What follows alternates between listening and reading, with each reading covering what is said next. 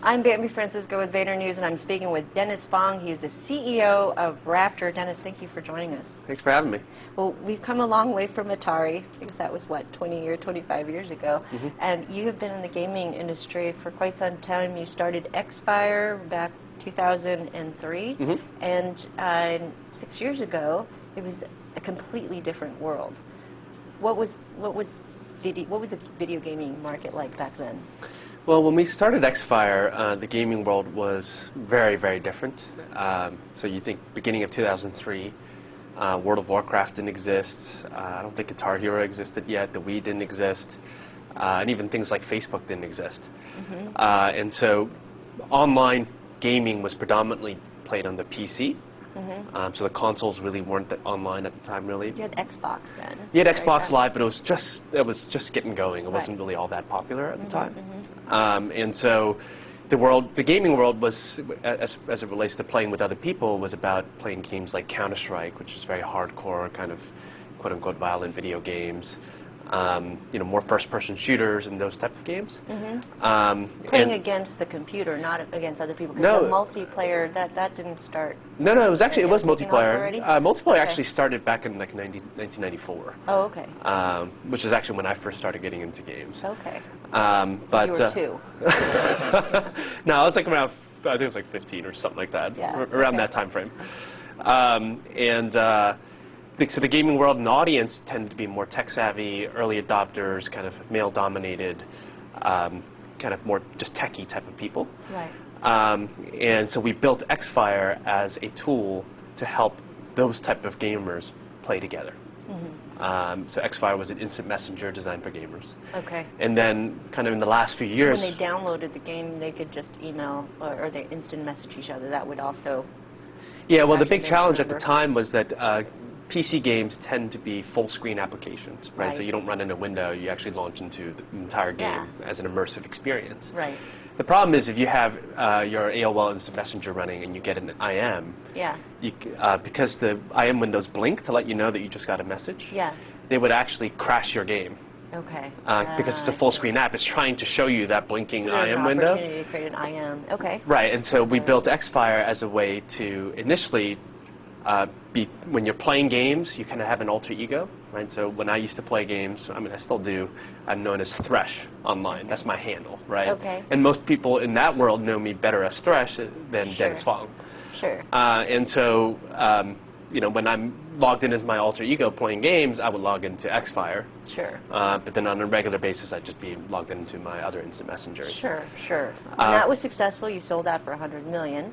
And now what's the environment like today, and given all of these new applications out there and platforms like Facebook? So one of the big changes that's happened over the years is that gaming has become much more mainstream. I mean, frankly, it was already mainstream, but it still felt a little underground. Whereas now, you probably won't find anyone under 18 that doesn't play some games, right? And kids are playing games from very, very young all the way up. And it's partly because of things like the Wii, that's in practically every household now, to the Xbox, which makes it a lot easier to play games because PC gaming in general requires you to be actually somewhat tech-savvy because every PC is different. And so you always have to download drivers and updates and stuff like that, whereas Xbox, you throw in a game and you can start playing right away. And of course, things like Facebook and social gaming and Flash games, these are really lightweight, casual games that almost anyone can get into. Because, you know, I mean, it's just a virtual world. It's a place where you can, you know, personalize this cute little character and walk around and chat with people and play some, you know, tic-tac-toe with one another. I mean, that's considered a game now. And so part of what's happened is that basically gaming has become much more mainstream. And, you know, as a result, an application like Xfire, which is really the heart and soul is kind of the uber hardcore PC gamer, didn't really quite evolve with the times.